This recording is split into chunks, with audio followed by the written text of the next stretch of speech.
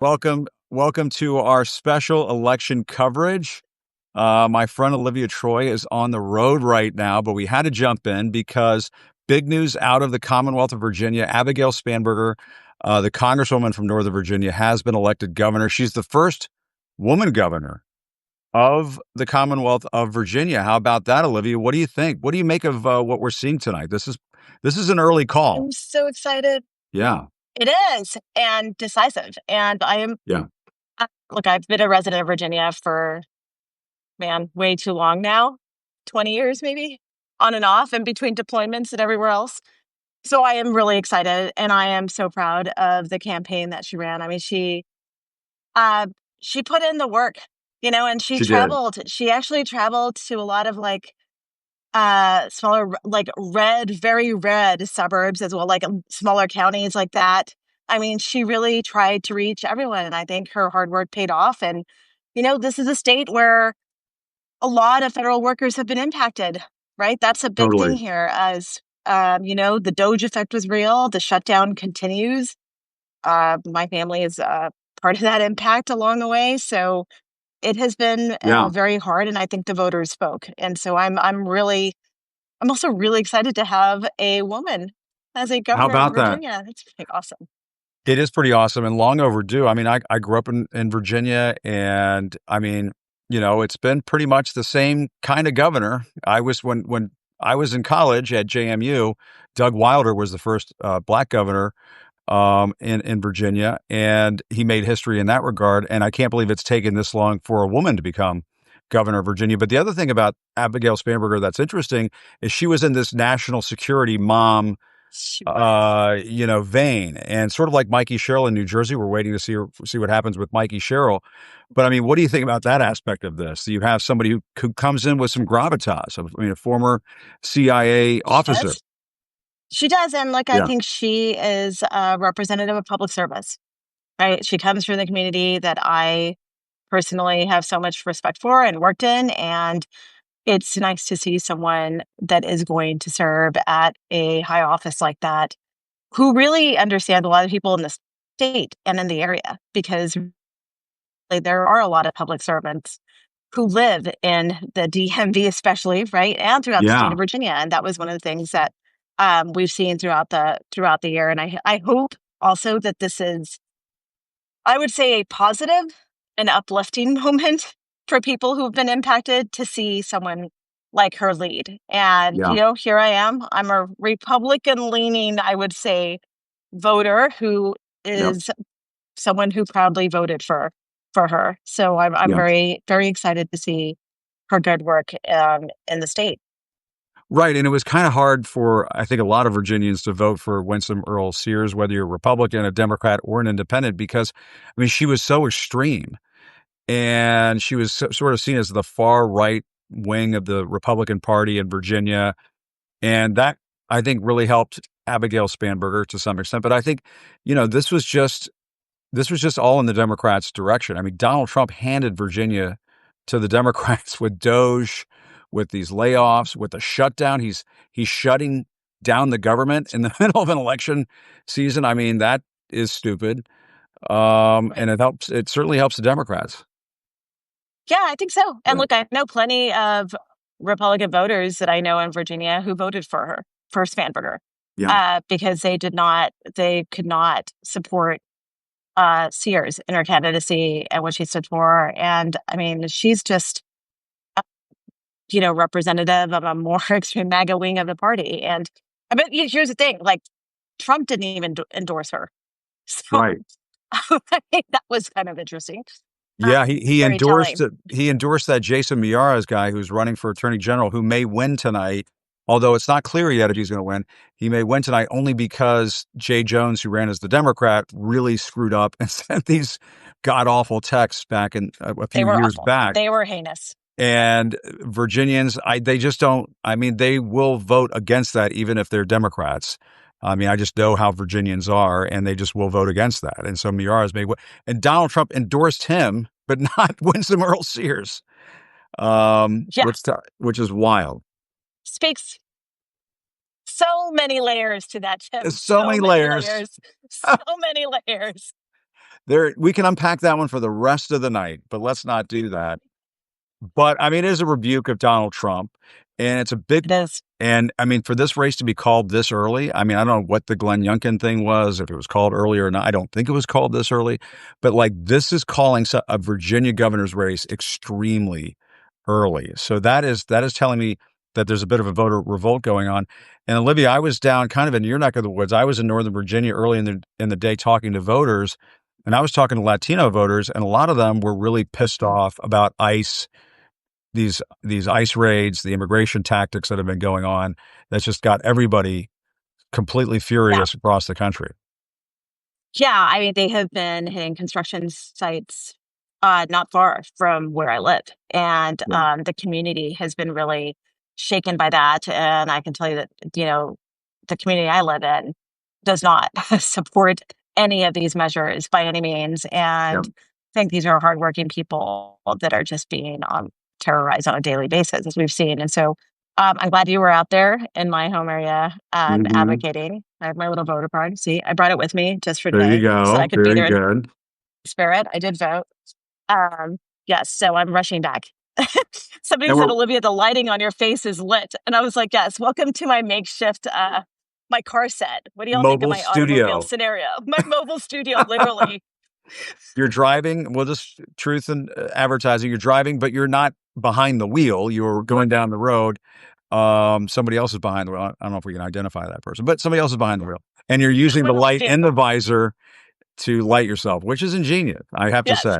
I had to get creative because I was just so passionate and excited that the race had been called, and so, um, and I know that this is where you grew up, and it's Yeah. been home to me, and I've just been very anxiously awaiting the results of this. I even, I think I had expressed concern to my neighbors. I was like, I don't know, this might mean that I might need to move, depending Yeah. on what happens in this, because that is retribution is very real in my world, as you know. So, I know. I and know. in our circles, yeah, I know. And and it feels like a pressure valve is being released a little bit tonight for a lot of people. Folks like yeah, yourself who are worried about retribution coming from Donald Trump and this new um, far right extremist administration. And then also just I think for regular everyday voters who have been just absolutely depressed and pissed and looking for a way to express themselves ever since Donald Trump won the presidency back. Now, we have seen those No Kings protests, and those have taken off and taken the country by storm, no question about it. But this feels, I think, for people to put democracy into action, to actually go cast a ballot and say, screw you, Donald Trump. And in California, where they're voting for Prop 50. And now, I mean, we can all have our misgivings about redistricting and what it means for our democracy. And we go tit for tat, and my God, it's not good for anything. But you got to fight fire with fire. So I'm seeing a lot of Californians who are like, hell yeah, I'm going to go vote for that thing, even if I don't believe in this stuff. And I think a pressure valve is getting kind of released tonight. People are letting some stuff out of their system. yeah. And look, Yeah. it's been quite the almost year.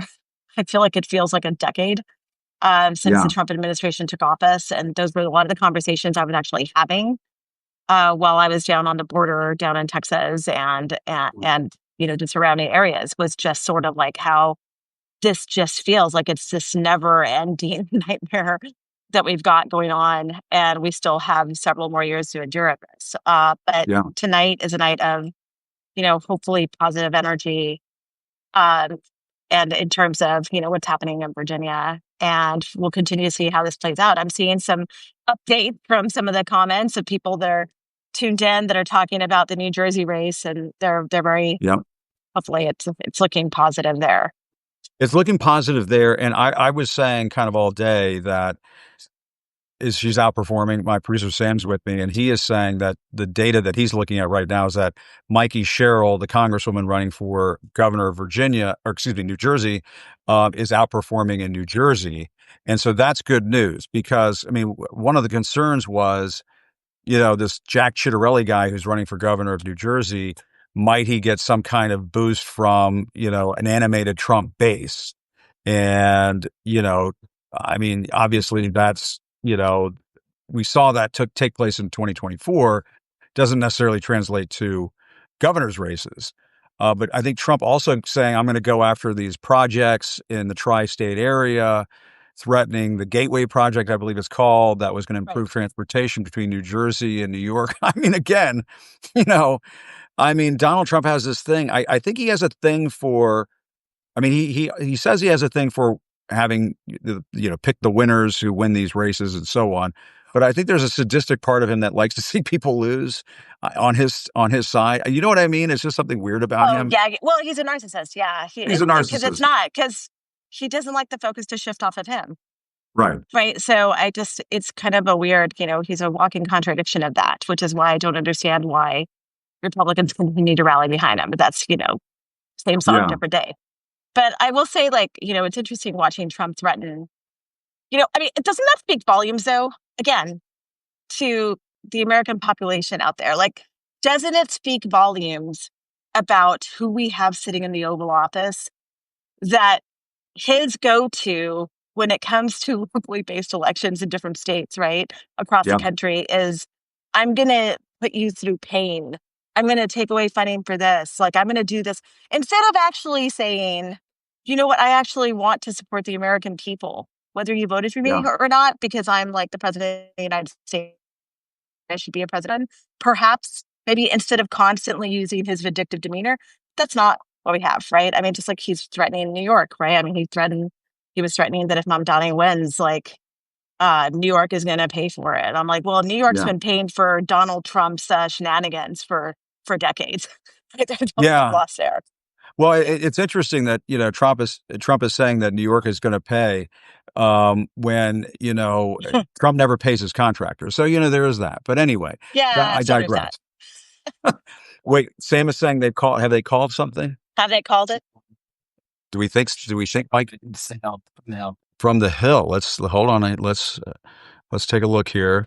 We're trying to figure out if they're already calling Mikey. No, really? Cheryl won. Yep. Live up. Okay, this is according to the Hill. Well, this is according to the Hill, folks.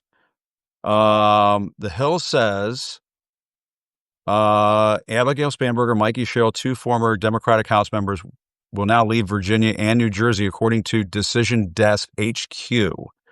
That's it. They're fairly reputable election social media site, I guess you would call it, social media Mhm. group. And they are now projecting that it will be Mikey Sherrill and Abigail Spanberger winning both of those races. Wow. If that is the case, It's amazing. that's a huge deal already right now at before 9 o'clock. She outperforms Harris by 12 points in certain counties.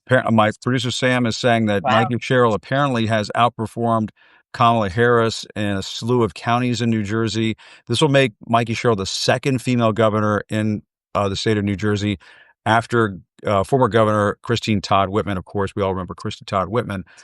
But that is An a huge outspoken Trump development. critic, by the way. Another outspoken Yes. Trump critic, as a matter Yes. of fact. But Former there were a lot of Republican. concerns heading into Election Day that maybe Mikey Sherrill had run the best race, that, they needed Obama to come in there to help close the deal and so on. And I mean, to me, before 9 o'clock p.m. on election night, these two national security moms winning in Virginia and New Jersey, that is a huge development. That is a rebuke of Donald Trump, it seems to me, for it to happen this quickly.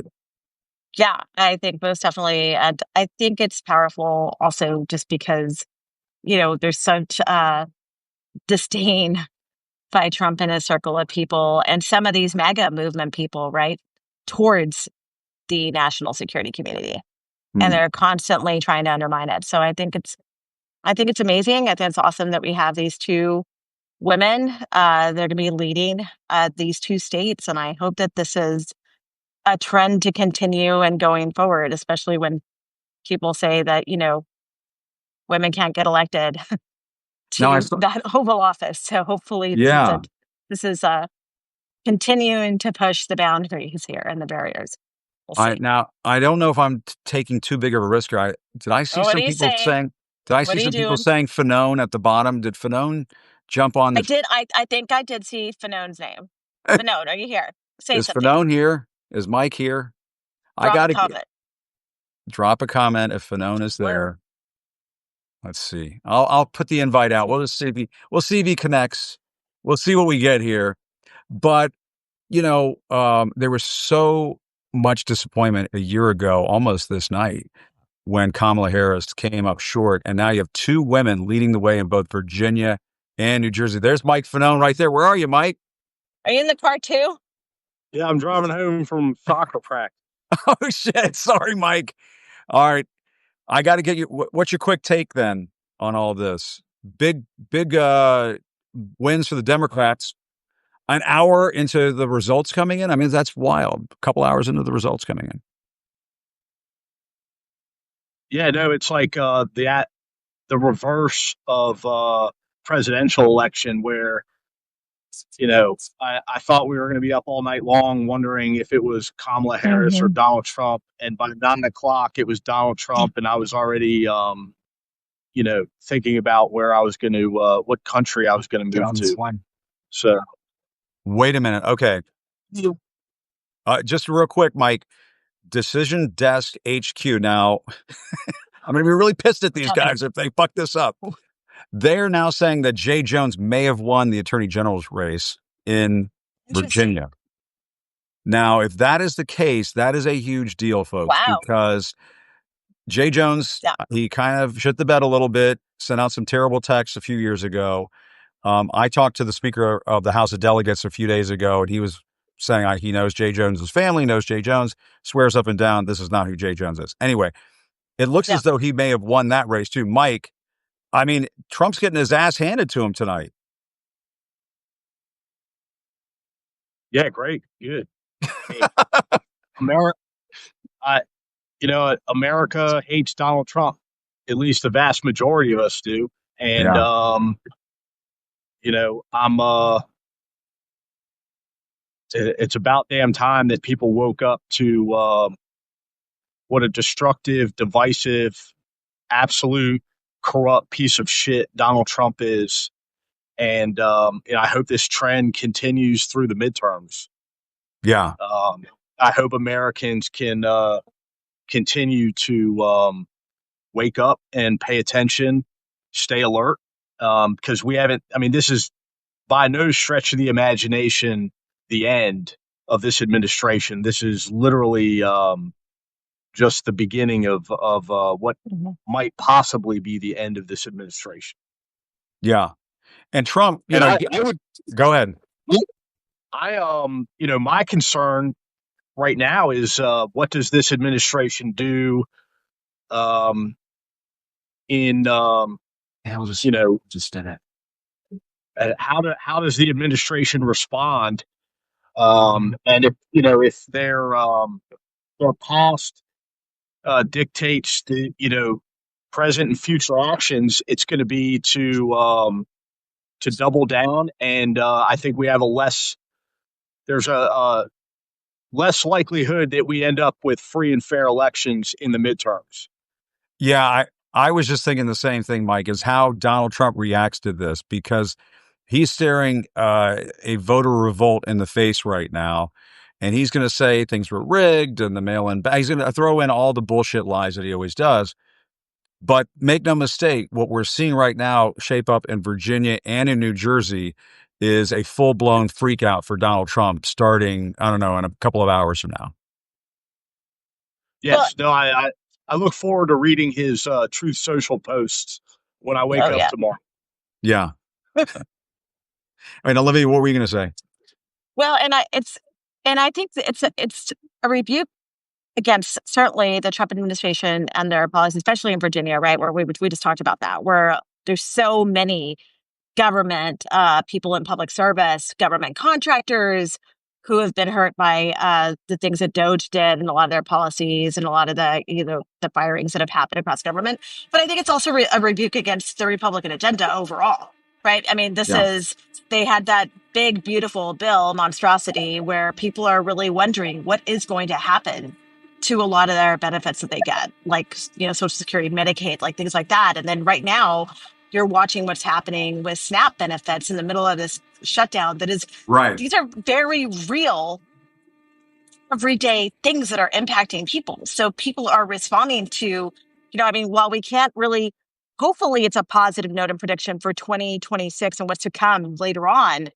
I think people are voting right now for survival under what's happening here. Right. And so I think that is what the voters are really reacting to and voting on right now and speaking to, is just saying, like, hey, like, what is happening here? We're going to stand up for our communities in terms of like what we're seeing here. And we've got to figure out how we right the ship, so to speak, in terms of what these, agendas. Yeah. Yeah, I voted in Virginia, Jim, the first day of the early elections back in September. And there was actually like a line of people lined up at the polls for early elections. And I mean, I talked to quite a few of them. And listen, like, not knocking Abigail Spanberger, but they weren't there because she was a awe-inspiring candidate. They were all there because Donald Trump is a danger to democracy, and they see how his policies are, threatening the lives and livelihoods of everyday average Americans. I mean, in Virginia, Northern Virginia, where I'm at, we've seen hundreds of thousands of federal workers doged, and in one of the most inhumane manners, in which they were demonized and vilified for being leftist, radical, communist, Marxist, whatever. And these are career civil servants. The same thing with, Trump's handling of these, SNAP benefits, and and then also the ice raids. Northern Virginia, people forget because it's not Chicago, it's not LA, it's not New York City, but Virginia is actually number 2 when it comes to being targeted by ICE and Customs and Border Patrol for these inhumane and unconstitutional activities that are planted out on, street corners and neighborhoods near you. Yeah. And I mean, Abigail Spanberger, by the way, about to speak in Virginia and obviously declare victory. The other thing, too, you mentioned those SNAP benefits.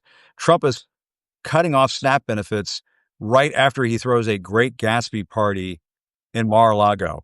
I mean, he has massive I don't give a fuck energy.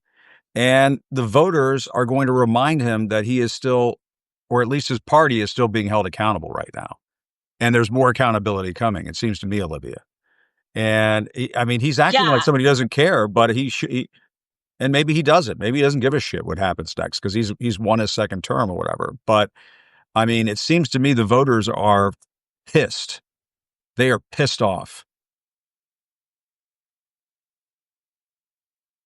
Oh, Olivia froze there. I got you both driving. I got you both in the car. Mike, why don't you take that one?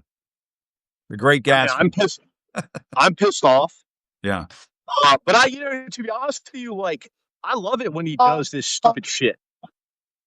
Like, I love when Trump throws Great Gatsby parties and then in the same breath tells Americans point blank. There we are. Okay. I'm gonna hold your SNAP benefits hostage until the Democrats reopen the government. Yeah. That to me is first of all, that's authentic Donald Trump. That's who he is. And I love to see Donald Trump be Donald Trump and shit all over people that have supported him through not once, not one, not two, but 3 election cycles. And now, they get to see exactly what they voted for and the kind of despicable, vile human being that he is. And Olivia, are you back? I think you were kind of going in and out there. I was trying to signal that I was down to one bar. We went through a dead spot, but I think we're back. Somebody's saying Olivia as film noir, by the way, but that's a Yeah, this is a new look I'm going for in terms of Yeah. studios. What do y'all think? Maybe the I think, noir is ending, or at least let's hope, yeah, I no, I think that what is really has always been very disturbing to me as someone who heard him disparage his own followers repeatedly, and the way he would talk down about them is just always been like the people that are getting hurt the most in many cases are the people who are his followers and supporters. And Yeah. so, I'll be really interested to see the breakdown in Virginia counties. I'll definitely be digging into that later on Yep. tonight when I figure out how they voted, what groups are really responding to this, and I do think it's a reflection of concern for what is really happening in terms of the policies that are being imposed by this Republican and Trump agenda. So Yeah. we'll see. And the greater thing of that people don't talk about is it's not even just yeah. In Virginia, certainly it's public servants, it's government workers, but everyone is feeling the effects. Definitely. Right, businesses down to one bar. Uh-oh.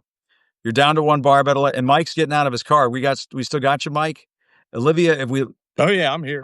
Olivia, I'll I'm let you go. I'll actually let you going guys into my focus on apartment now, driving. so But thanks for joining. And my phone's dying too, by all the right, way. buddy. Mike, you hang in. If you can hang in there a second, I'll keep you. But Yeah, I mean, yeah. maybe folks are ready for a couple of moderate national security moms. Like you were saying earlier, they might not be the most dazzling, but maybe folks are ready for the adults to come back home. You know what I mean? Like the kids trashed the house. They're throwing a big kegger right now, but mom's coming home and she's pissed. Remember when Tucker Carlson said daddy's coming home and he's pissed off? Maybe mom's coming home. And that's what we're Yeah, seeing no, I, tonight. I mean, I'll be interested to get out and talk to some more folks in the days and weeks ahead. I know we have a rally coming up. Actually, have a rally tomorrow in Washington D.C., the Refuse Fascism rally that I'll be attending, and I'll talk to some fellow Virginians and see their thoughts. I mean, listen, like pretty much anybody could have run in Abigail Spanberger's place, as far as I'm concerned, and I would have Yeah. voted for the Democratic candidate um, because I'm a democracy absolutist, and Yep. I believe that under this administration and under the Republican leadership, that democracy is being threatened. Yeah. So that's all it took for me, and I think that I'm sure that I mean, listen, there were a lot of people that I spoke to that were uh, that was their issue as well. But then there was a lot of people I think that agreed with you. They were just what you said. They were just looking for some return to normalcy when Yeah. it came to rhetoric, uh, demeanor, conduct, um, and Winston-Salem Sears was like the Oh, she was. female version of Trump. Yes. Um, The I and am she was a speaking nut. ads and all that Yeah, shit. There was, she was. Yeah, I am speaking. um, Yeah. yeah, she was a nut. And shit, correct me if I'm wrong. She didn't even garner Trump's endorsement. She did not, Uh, Trump did not endorse her. Now, apparently she said a few years ago it was time for Trump to go away. And I guess he, of course, remembered that.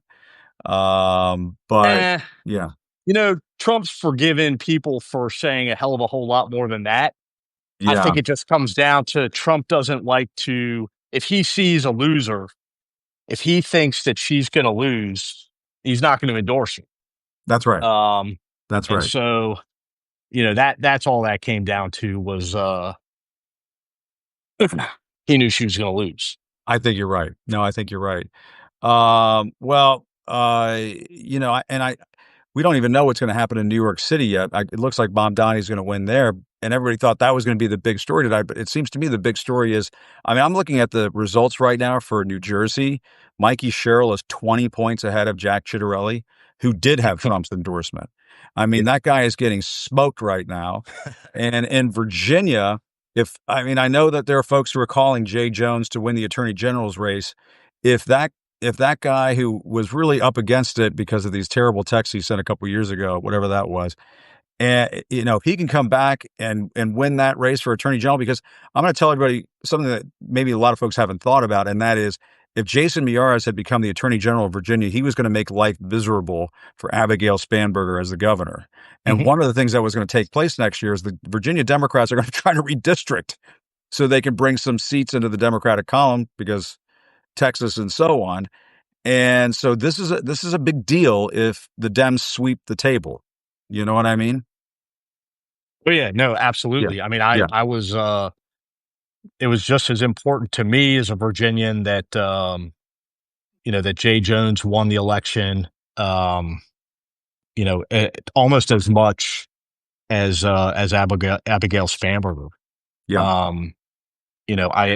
I can't support any candidate, especially in, an important role like the attorney general, who's essentially the chief law enforcement officer for the state of Virginia, that supported January 6th insurrectionists and has had revisionist, language that he's used about January 6th as being anything other than an insurrection incited by Donald Trump, That's right. perpetrated by his supporters, and was violent and included the assault of hundreds of police officers, including myself.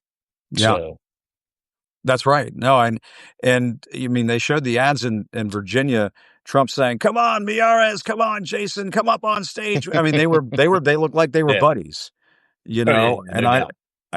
I think that, this is a repudiation of Donald Trump in Virginia. I mean, and I mean, he kind of shit the bed in Virginia months ago when Doge started. Mike, you and I did that town hall in DC. Mhm. Remember, all the federal workers showed up and just talked about how they were getting absolutely hosed everywhere across the federal government, the Pentagon, you name it. Any Yeah, area of the federal government, people are just getting screwed. And a lot of those yeah, people live no. in Northern Virginia, where you and I grew up. I mean, Northern Virginia, there's a lot of federal workers in Richmond. I mean, Richmond also houses like it's got the biggest VA facility in Virginia. And, that was experiencing, cuts under the administration. And so, I mean, they're just, obviously, Virginia is a big state. It's but the most populous areas, Richmond, Norfolk, Va Beach, and then obviously Northern Virginia and the suburbs of Washington, D.C. Trump's policies were devastating to those communities. Devastating. And, you reap That's what you right. sow. That's right. And you mentioned the Tidewater area. The Tidewater area used to be kind of a purple area, almost a red area, because of all the Mhm. military jobs down there in Virginia Beach and Norfolk and Newport News. I'm sure you grew up going down there. My mom used to take me to Busch Gardens and Virginia Beach and all that stuff back in the day. That was some serious Republican country back in the day. And Trump and the Republicans have completely fucked that up. And Yeah. they only have themselves to blame. And I'm sure that area went big time for Abigail Spanberger in these election results. Yeah. I No, I don't. mean, We'll see. We'll see. Trump didn't do the Republican Party any favors in Virginia. Yeah. Um, and at least what we're seeing right now, the polls are reflecting that. But it seems like Trump hasn't done the Republican Party any favors anywhere this evening. Yeah. People So were thinking, oh, this Jack Ciattarelli, he's going to give Mikey Sherrill quite the scare. Now, I mean, I guess, some freakish thing could happen and they'll count all the ballots and he'll, I don't see it at this point. And it's already been called for Mikey Sherrill. So I just don't see him making any kind of a comeback at this point. But she's 19 points ahead right now with 31% of the vote coming in. That's an ass kicking. It's just an absolute ass kicking. Yeah, no, and I was watching. I mean, I heard your reporting, and Yeah. I was watching some of the reporting coming in about you know Cheryl winning districts by pretty significant numbers that even beating out Kamala Harris's numbers Yeah. literally just what a year ago, considerably. And so I don't know if it's I'll be interested to see the exit polls and what people are saying, if it was an awakening within the Democratic Party, and what triggered that. But I would Yeah. imagine, just from the people that I've spoken to here, it has a lot to do with what they're seeing playing out every single day in the streets of Yeah. LA, Chicago, um, New York City. People, Yeah. people are not they're not supportive of that level of inhumanity and this administration's willingness to weaponize law enforcement against its own people. Yeah. Well, and I mean, Trump, I think he looked like an idiot on 60 Minutes. He was lying through his teeth. He was being a loudmouth jerk to Norah O'Donnell. And people don't like that. And people said, oh, No, 60 Minutes. I agree. It was not 60 Minutes' best night. There's no question about it. oh no, I think But 60 Minutes is dead and buried. I think that's I, the end I of the they're in huge, and as I like to say, when Cronkite's 60, legacy. yeah, He was rolling over in his grave last night. yeah. And then, Or but the I other mean, night. Trump does that, and then he goes out and endorses Andrew Cuomo. I mean, he's not putting together a string of wins these days. You know what I mean? It's bad. And Trump looked like shit on 60 Minutes, even with 60 Minutes and CBS doing all the editing that he used to whine and complain about. Remember, he whined and Right. complained that they did Oh, that. yeah, yeah. I mean, he got his, what did he sue them for? Like $2 billion. He got $16 million, and he doesn't shut the fuck up about it. Yeah, Every time that he talks, he's like, I mention this often, um, but and she knows that I love her, but he's very similar to my ex-wife in that this laundry list of things. We've been divorced yeah, since 2017, yeah, and she still talks about things from 2009 to 2016 when we were married. Is very similar to Donald Trump. Trump continuously talks about these things that have happened, all of everything that is ever, all of how he's been wronged in life, yeah. going back It's until it's nonstop whining. yeah, He whines nonstop, and he's talking about California. Like there's fraudulent voting in California. He's going to get his ass kicked in California. It looks like they're yes, going to kick his ass there too. But the thing you said earlier is the thing that worries me, Mike, and that is this maybe makes him desperate. And he wakes up to. I remember covering the midterms in 2018. He got his ass kicked in 2018, and the next day was when he and I got into it. And I lost my press pass. He was so pissed off. He was such a jerk. He was being so rude and out of control that he can't help himself. And I wonder what's going to happen over the next 48 hours. I mean, I don't even want to think about Venezuela and Nigeria and everything else. But there's a part of me that wonders if Mike Johnson and the Republicans start to go, which way is the wind blowing? We're about to get screwed. We're about to get demolished in a yeah, no, I landslide. mean, And maybe they do release the damn Epstein files. I mean, I don't know. but I, I can't even, I can't. There's just no like analyzing any of these people. At least I can't seem to figure them out. But part of me does think that Johnson was, withholding the Epstein files and waiting to see which way the wind blows, like you said. And this is kind Yeah. of like this is the Republican Party's lifeline. Like at the end of the day, we can just, drop all the files, and, everyone will realize that Trump is either, the most prolific pedophile in American history, or he was, the biggest cover up artist for pedophiles in American history.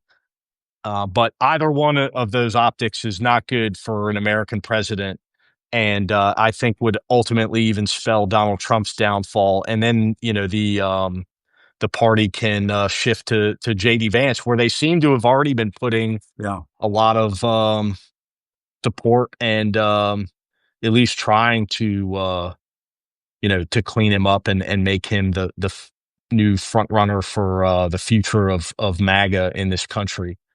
Yeah. That's one hell of a sofa to power wash there to get JD Vance up and running to run for president.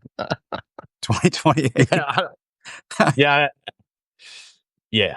I mean, he's got a lot of money behind him, but I mean, as far as like personality and authenticity, I mean, he's probably the least authentic.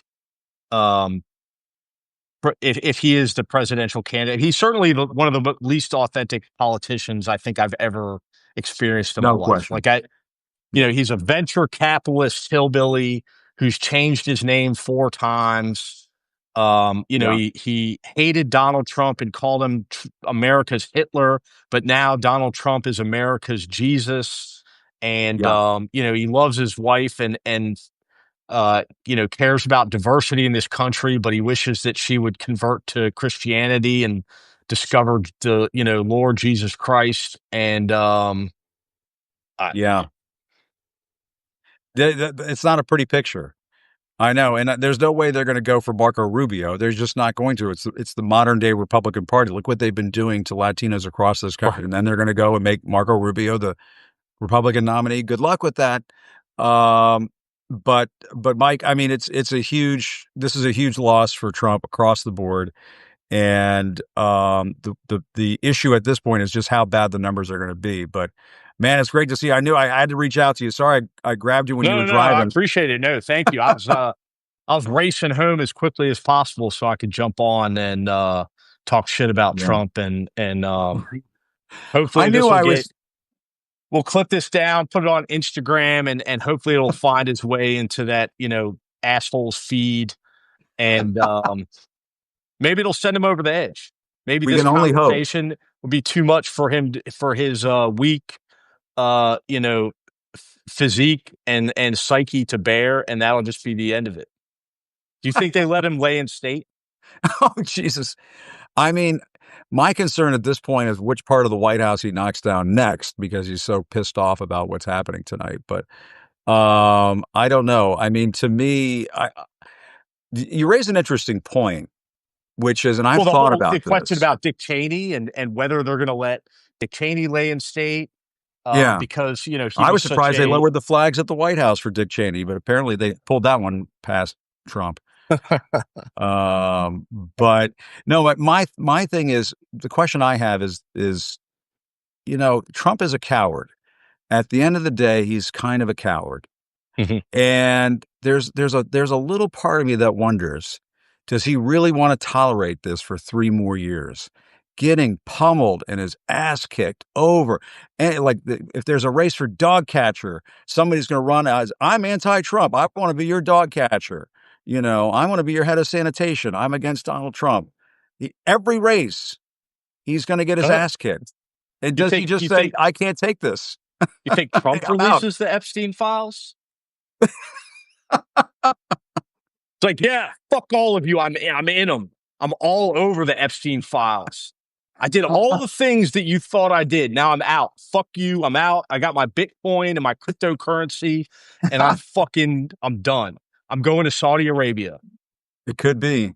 Now, that is something I believe. I definitely think Riyadh, Moscow, Budapest, one of these beautiful spots, He did that big thing for Argentina. And I mean, correct me if I'm wrong. I only made it through my freshman year of high school, but didn't a bunch of Nazis go hide out in Argentina after World War II?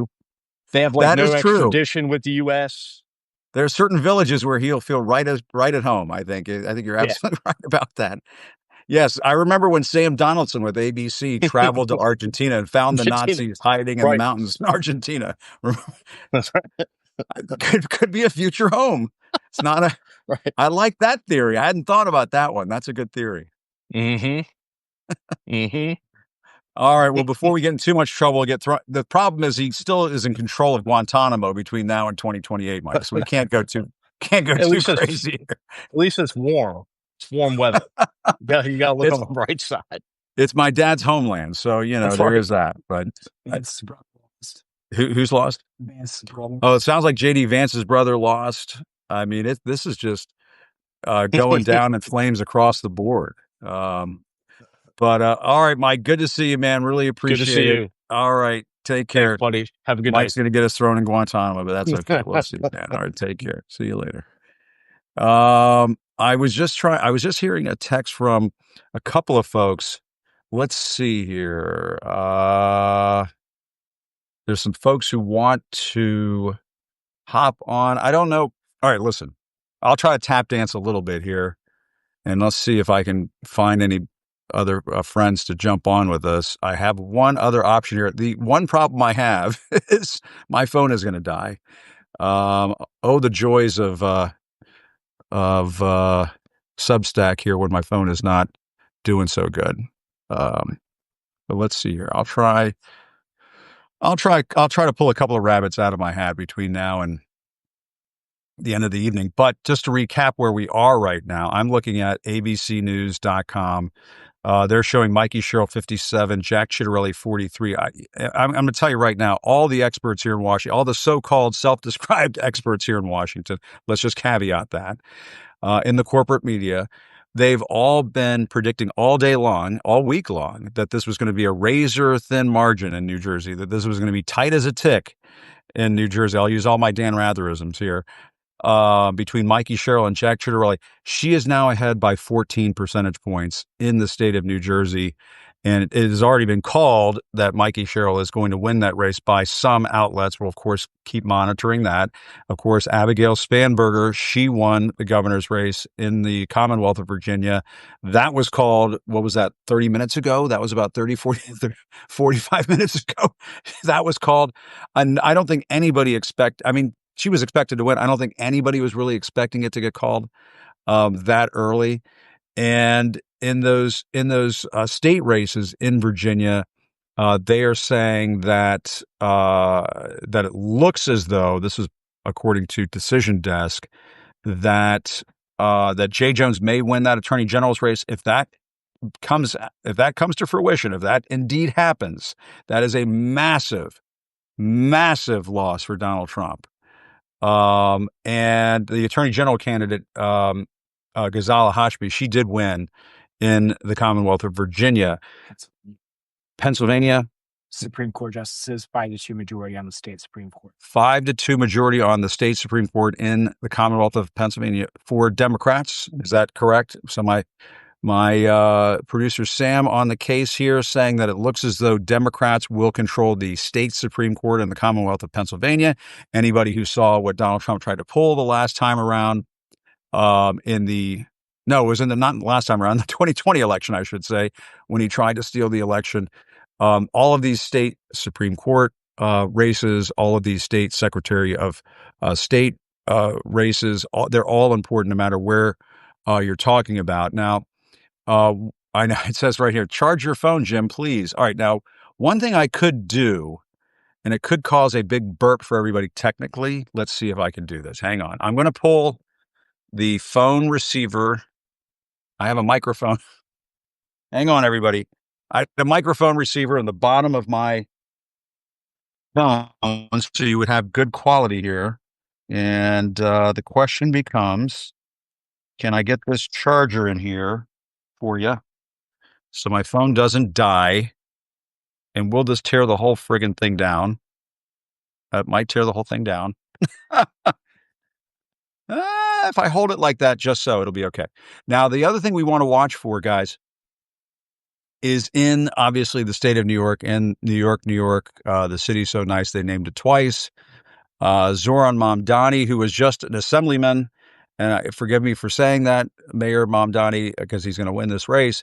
We're waiting to see the election returns in New York City. Now, Zoran Mamdani, the question becomes, I think, in that race, how large of a margin are we talking about here? Are we talking about, and also where does Andrew Cuomo place in all of this? Because remember, Donald Trump endorsed Andrew Cuomo.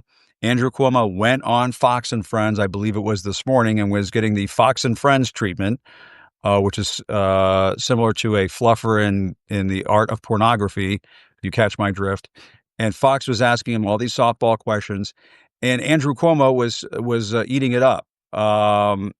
And the question becomes, with Donald Trump endorsing Andrew Cuomo, where does Andrew Cuomo place in all of this? If he finishes in third behind Sliwa, which I don't expect him to finish behind Curtis Sliwa, but if he finishes behind Curtis Sliwa, again, Donald Trump, how do you spin this?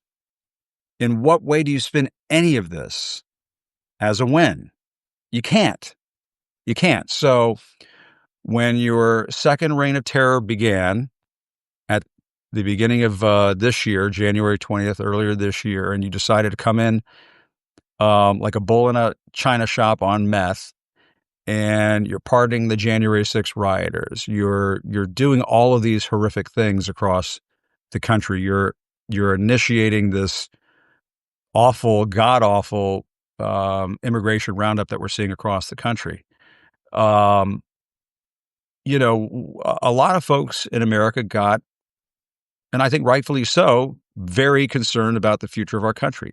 But what we all have to keep in mind is that elections do matter. Elections do still happen in this country. And yes, we can all look at these as they're just state elections, Jim. They're just state races. Don't read too much into it, Jim. Remember, Virginia always goes against the party in power. That's how it goes down in Virginia. I get all of that. But look at the margins, folks. Look at where these margins are. When Mikey Sherrill is that far ahead in New Jersey, when Abigail Spanberger is that far ahead in Virginia, that's big doings, folks. That is big doings. Sorry, so it's past the 9:00 hour. So forgive me if my language, if the Vegas act Acosta comes into play here, and forgive me for speaking myself in the third person. I don't do that often. But if the Vegas act comes out, that means it's just go with it, folks. As long as you'll say in the comments whether I go too far. As I used to tell my producers, just tell me if I'm going too far. The Texas ballot measure is passed. Texas ballot measure is passed, which means requiring citizenship. All right, so Texas is Texas. All right, here are some mayoral results in New York right now. Zohran Mamdani, this is according to the latest results coming in. Zohran Mamdani, 52%, Andrew Cuomo, 40%, Curtis Sliwa, 8%. Okay, so maybe Andrew Cuomo will finish second in New York City. But Zohran Mamdani, I think, already has a very comfortable lead at this point. We'll, of course, see how that develops. But this is all very interesting. I mean, Curtis Sliwa, people are saying, oh, if Curtis just gets out, okay, even if that had happened, it's not happening. Just called it through some. All right, so the Hill just called it. They are using Decision Desk HQ, which is the great social media internet polling unit. They're saying Zohran Mamdani is projected to win the race for New York City mayor, according to Decision Desk HQ. And as the Hill describes it, ushering in a new era of progressive politics in the city and reigniting the debate over the Democratic Party's future. That's all according to the Hill. I don't know if I agree with that framing, but here's the thing you got to think about now with Zohran Mamdani. He's 34 years old. 34 years old. In the city of New York, how many times did Mike Bloomberg get elected in New York City? This is a city that sometimes votes for Republicans. This is a city that sometimes votes for moderates. Would like to have a business guy run the city. That's New York City. I'm not trying to make any grand sweeping statements here, but for Zohran Mamdani to win as mayor of New York City, to me, is a massive, massive development. And what it says to me is a couple of things. I think it says that, yes, young voters in New York City, they've had enough of Donald Trump. Voters of color in New York City, they've had enough of Donald Trump. And they wanted to show out in force to send a message, not only to the Democratic Party. I think they're sending a message to the Democratic Party. I think what they're doing is sending a message to the entire country. And that is that there are lots of young progressives in America who are ready for new leadership. There are lots of young progressives in America who want to see the torch passed, as JFK once said, to a new generation of leaders in this country. They're tired of the old. They want the new. And yes, there are lots of questions as to whether Zohran Mamdani can run the city of New York. It's a famously awful place to try to run. There's no question about it. You have unions to deal with and city employees and all kinds of stuff. But at the same time, you have a lot of progressive people in those boroughs. You're talking about Queens, you're talking about Brooklyn, and of course, Manhattan. And they were ready for a change. And the issue of affordability, folks, is no joke. Try taking your family up for a weekend in Manhattan. Go to Times Square. How much money you're dropping as a family? It's extremely expensive. And try living in New York. You're spending thousands of dollars to live in a small one-bedroom apartment. You're getting on the bus or the subway. The price of the bus or the subway goes up every time you jump on the subway or get on the bus. The supermarket's expensive. It's a very expensive place to live. Zohran Mamdani very wisely, and I think this is the message for the Democratic Party, 3 times the Bloomberg, that's right, very wisely focused on this issue of affordability.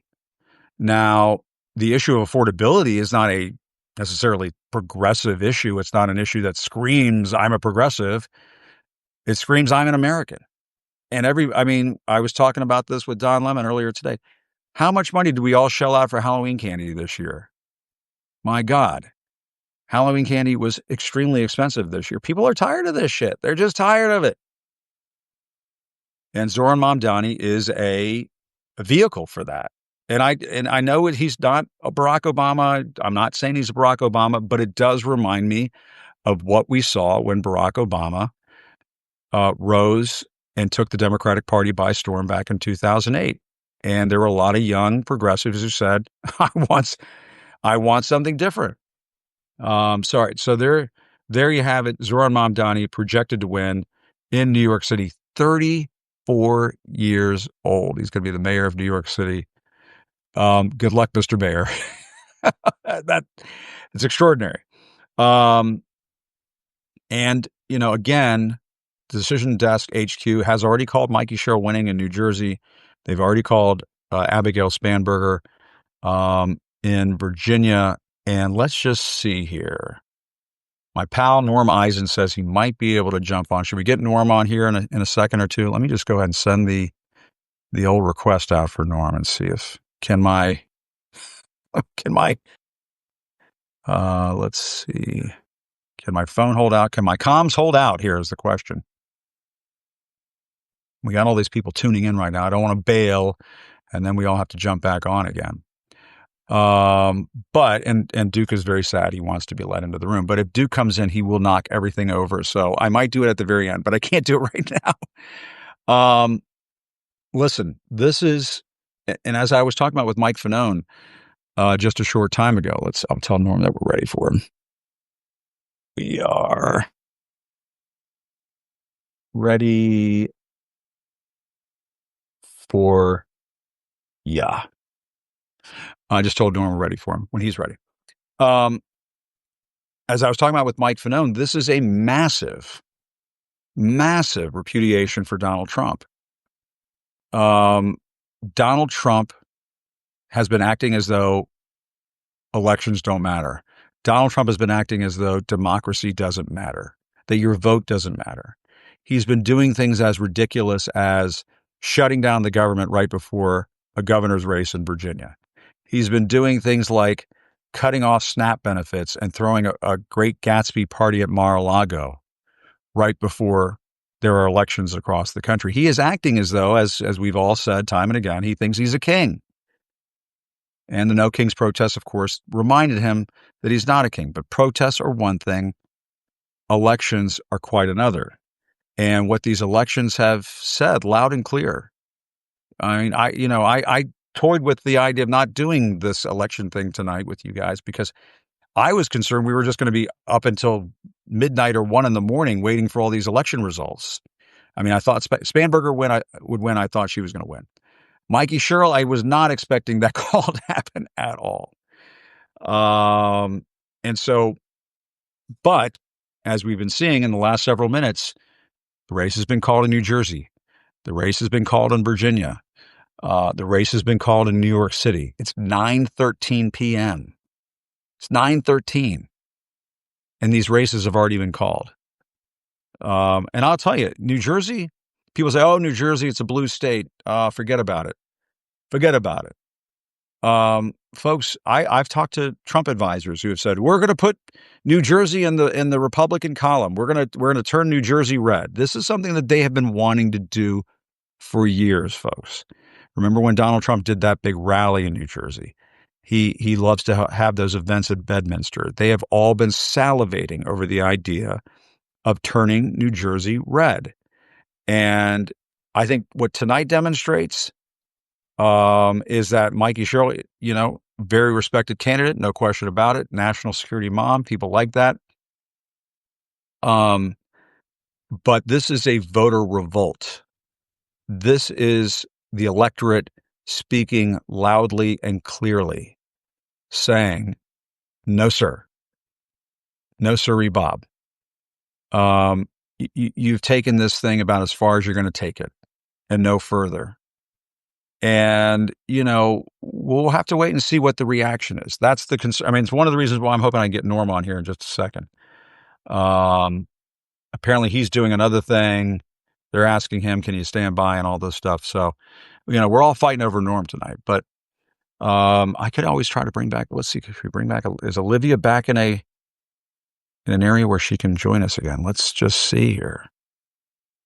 For those of you just tuning in,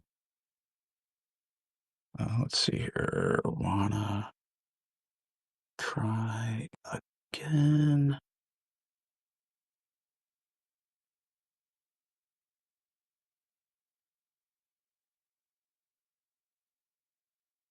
All right. I'm trying to bring Olivia back too. She's driving and is in kind of a far-flung place, so I don't want to risk things too much. She's not driving. I should point out she's not driving. Somebody else is driving. She's riding in the car. But the issue to me is, how does he react? And if I can get Norm on, we'll get Norm on. We'll ask him that question. But how is Donald Trump going to react in this moment?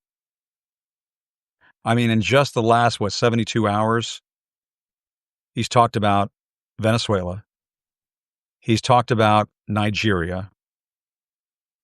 He has threatened to not provide SNAP benefits, even though a judge said you had to. And then the White House came back and said, "Oh, no, you have, we're going to pay out the SNAP benefits. Don't worry, we're paying out the SNAP benefits."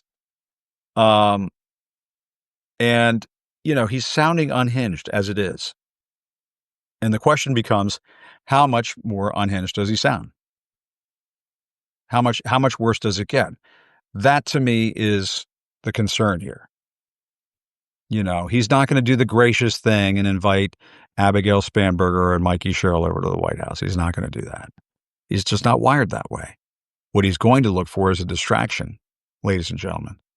And the question becomes, what is that distraction? What does it look like?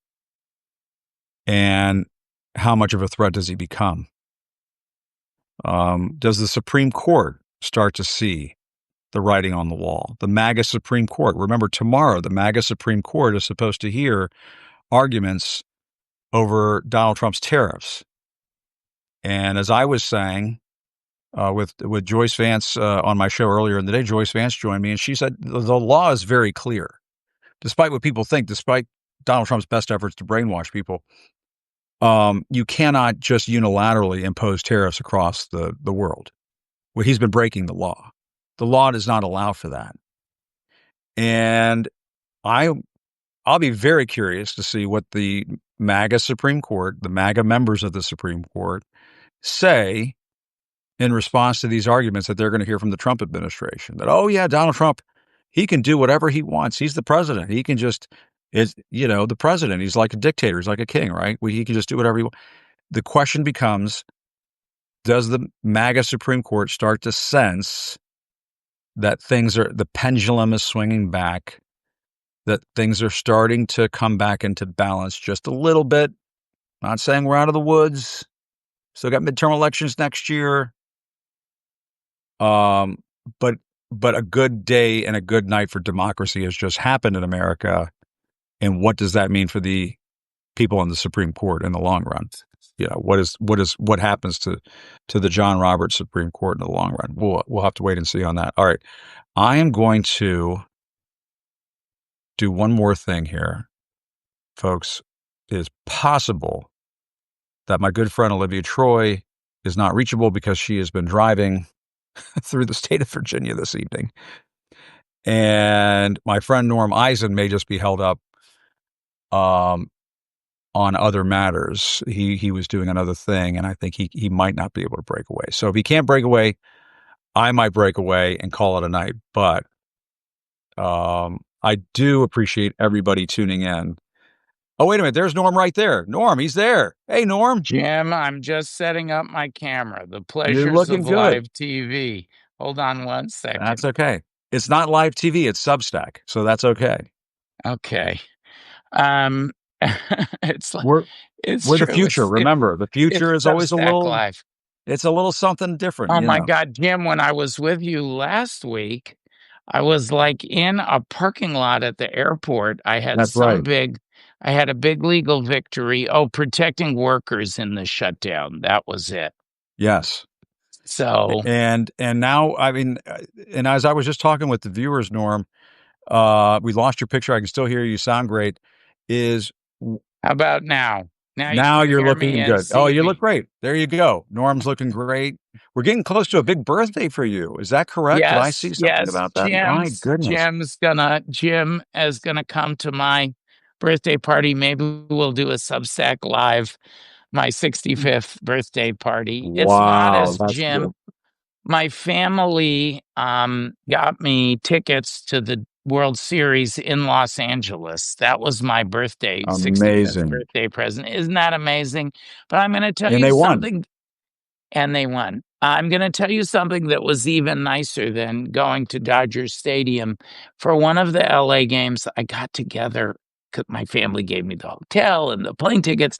I got together with my high school best friends. That's great. We watched the game together, and that was such a highlight. It was so wonderful. Oh, that's a wonderful moment. I'm so happy for you, Norm. We don't get many moments like that, especially when we're as busy as you and me, and especially as busy as you have been. What's your assessment of what we're seeing tonight? Because to me, it looks like a voter revolt and a repudiation of Trumpism. Massive repudiation of Trumpery. If there's one thing the American people hate, it's corruption. And if that is the theme of what Donald Trump has done, he promised that he would take office to help them to lower their costs. Costs have gone up, to protect their health care. The health care is now endangered. That's what the shutdown is about. And to make the country safer. Instead, he's driving public insecurity by deploying our federal troops, our brave men and women, to patrol our streets needlessly. On and on. It's corrupt. He while people are starving, he's building a $300 million plus ballroom and having elaborate parties at Mar-a-Lago. It's like, it's worse than Marie Antoinette. It's let them eat guilt. Yeah. And so the American people did not sign up for that. And in New Jersey, the Republican candidate, Jack Citarelli, in Virginia, the Republican candidate, Winsome Sears, they embraced Trump.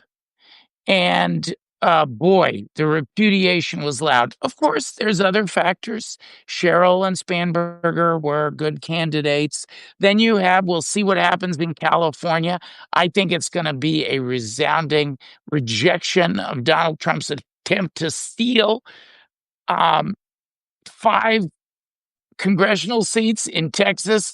They're like, if you do that, we're going to bring a bazooka to a knife fight. Yeah, that's And right. that's going to trigger the loss of Republican seats, quite right, in California.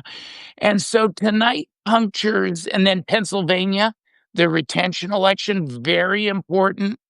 Trump allies engaged in a disinformation campaign. Jim, they want to take control of the Pennsylvania Supreme Court. So when you get back to 2020, where I litigated on behalf of Pennsylvania Trump's effort to illegitimately declare he won the Pennsylvania election when he Right. did no such thing.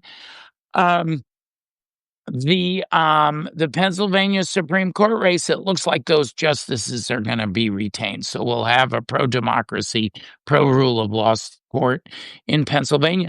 So all these reasons, I would say that tonight, while it has other dimensions, certainly profound rejection of Donald Trump and his brand of authoritarianism. And for once, I mean, ever since, Trump came back into the White House and started this, retribution campaign that has just been far and wide across the country, the voters have not had a chance to have their say.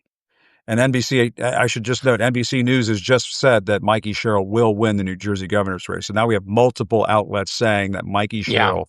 And Norm, remember, all heading into this election day, into tonight, the experts were saying, "Oh goodness, that Mikey Sherrill race, it might not work out for her." Calling this stuff before 10 o'clock p.m. Yeah, landslide. These are big wins for the Democrats tonight. Landslide. And Could be Jim, 14 points, but this is a chance that the voters finally got their chance to say something, not a protest, Jim, an election. will you accept a friendly amendment? I will, absolutely. At the Democracy Defenders Fund, my nonprofit group, where, among others, our common friend Katie Fang does some litigation with me. You love Katie. We often talk about it on our YouTube show. It's still in the soft launch, but hundreds of thousands of folks are tuning in. Norm and Katie's Legal Fight Club on YouTube, on the Contrarian channel on YouTube. Check it out, friends. So we have over 200 legal cases and matters.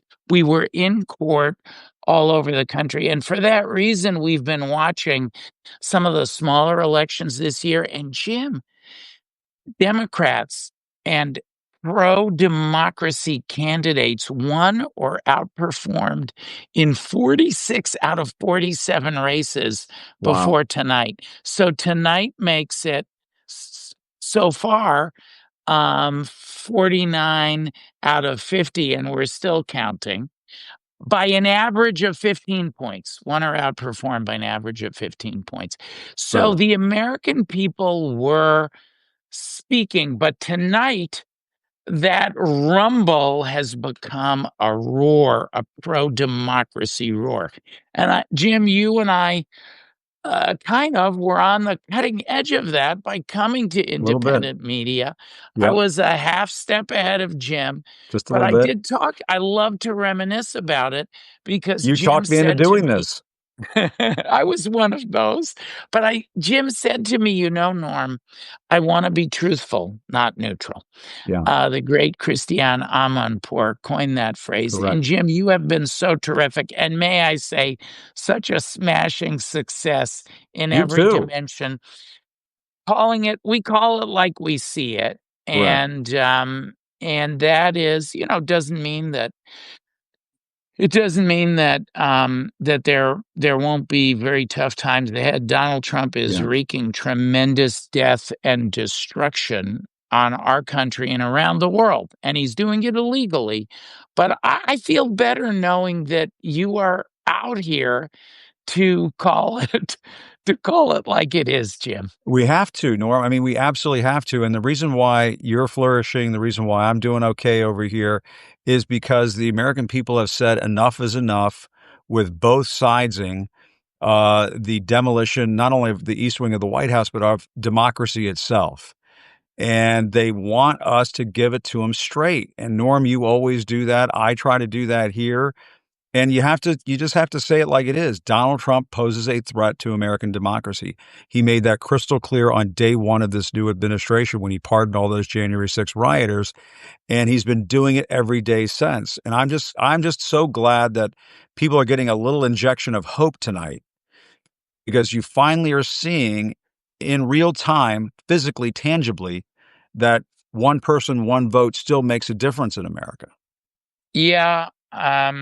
There were people, and you and I talked about this on the air, who said, oh, Donald Trump will not allow a vote. And maybe he would like to forbid voting, but he doesn't have the power, Jim. Doesn't. Our guardrails of democracy are still too strong. We were in court today at Democracy Defenders Fund in New Jersey, for example, where there was a dispute about hundreds and hundreds of ballots and whether they could be counted or not. And we went right to that court on behalf of LULAC, the nation's oldest and largest Latino civil rights groups, to say every vote must be counted. And the judge ordered it. The judge ordered the court, ordered the New Jersey elections officials to take steps to allow those ballots to be counted. Katie and I talked about it on Norm and Katie's Legal Fight Club on the Contrarian YouTube channel today. In real time, we get on there and do that. So when you ask me, hey, Norm, do you want to come on and assess what does this mean for our democracy? Let me tell you what it means, friends. The state of our democracy is resilient. Yes, Donald Trump, tremendous death and destruction, but there's a lot of pushback going on. And tonight, enormous blow to the solar plexus of authoritarianism. Absolutely. No, democracy is a team sport. We're all on the field together. And Norm, you've been the quarterback, I have to say. You've been the Tom Brady of legal eagles, fighting the good fight in the courtrooms to stop this authoritarian blitz that we've all been experiencing. So forgive me for, I mean, we started talking about baseball, we're ending on football, but it's okay, because we've landed in the height of football season, and I'm a shameless Los Angeles partisan, and my LA Rams. I grew up with the LA Rams, and then they left for decades, Jim. But when they got back in the Super Bowl, I went to Los Angeles to see my LA Rams play and win the Super Bowl. Friends, how about that? We're in the Super Bowl of democracy. Tonight, you can think of it like the first round of the playoffs. And then the midterms will be the second round of the playoffs. I dare not say who, Jim, but one of our CNN colleagues just is watching and just texted me that he loves the beard. The beard is looking great. I got to tell you, the beard is great. It's my wartime beard. It's my wartime beard. I didn't have time to turn on my lights here in my home studio. My button flew off my collar. It's very Vikings Valhalla. I was wearing a t-shirt. Norm, it's very Vikings Valhalla, I have to say. I hope not to end up in Valhalla just yet. That's a good point. But if you do, it will be glorious. That's true. Yeah. So, we're the sports. One of the reasons we love sports are because they're a living metaphor for so many things. And we are now in the playoffs for our democracy. And we're headed for the Super Bowl. Second round of the playoffs will be the midterm elections. I think you're going to see an additional, I don't want to be overconfident. We've got over a year of hard work, but I think we have all the ingredients for a blue tsunami in 2026. And then that in turn will set up the Super Bowl, which is 2028. But Jim, I don't want to take any of that for granted. Of course, the tremendous devastation that Donald Trump will do along the way. But don't forget maybe the most important part, the after party. I'm just back from a trip I travel once a month, just back from a trip talking to the Poles. They won, they secured democracy, but then they let it slip away a little bit. They weren't planning for after the Super Bowl. So we need to Yeah. be looking ahead. How do we strengthen our country? Do we put term limits on the Supreme Court? Do we add Supreme Court justices? Shouldn't we have a law that presidents cannot take cash? It's in the Constitution, but we need an implementing law. It's Yeah. called emoluments and It sounds like a rules. Project 2029 to me, Norm, is what it sounds like. No, I would not. I hated Project 2029. It was an execrances. I call it good old-fashioned American democracy. It's constantly renewing, and we need to Totally. plan for the renewal of our democracy. It will be a new era indeed. And Norm, I know you'll be leading the way. The battle continues, but the dream never dies. Norm, the great Norm Eising. Norm, great to catch up with you, and happy early birthday. I'll see you next week. All right, Jim. Thank you for inviting me back on the show, and thank You you bet. for being out here in independent media. We just Thank love you. it. Thank you. And I won't see you in Valhalla. I'll see you on the battlefield. Thanks, Well, Norm. after many, many decades, I Maybe hope to have the condo next to yours in there you Valhalla. go. I It's love it. probably a lot like Miami Beach, Jim. Works for me. If it's like Miami Beach, I'm there. No question about Probably it. a lot like Miami Beach. Mojito in hand. No doubt. See you, Norm. See you, Jim. Thanks. All right. That's the great Norm Eisen. We all needed a little Norm tonight, didn't we? All right, folks, my phone's going to die. Duke is begging me to take him for a walk. Mikey Sherrill, big winner in New Jersey. Abigail Spanberger, a big winner in Virginia. Zoran Mamdani, a big winner in New York City. Proposition 50, probably on its way to passage out in California. A resounding, huge night for the Democrats. A resounding, huge L for Donald Trump. Of course, we'll be covering all of the ins and outs of this tomorrow. But in the meantime, still reporting from Washington. Thanks for tuning into this special election coverage. Thanks for putting up with the Vegas act a little bit tonight. It was a little over the top at times, but I hope you enjoyed it. My thanks to Fanone. My thanks to Norm. My thanks to Olivia as well. I'll see you guys. See you guys next time. Take care. Bye bye.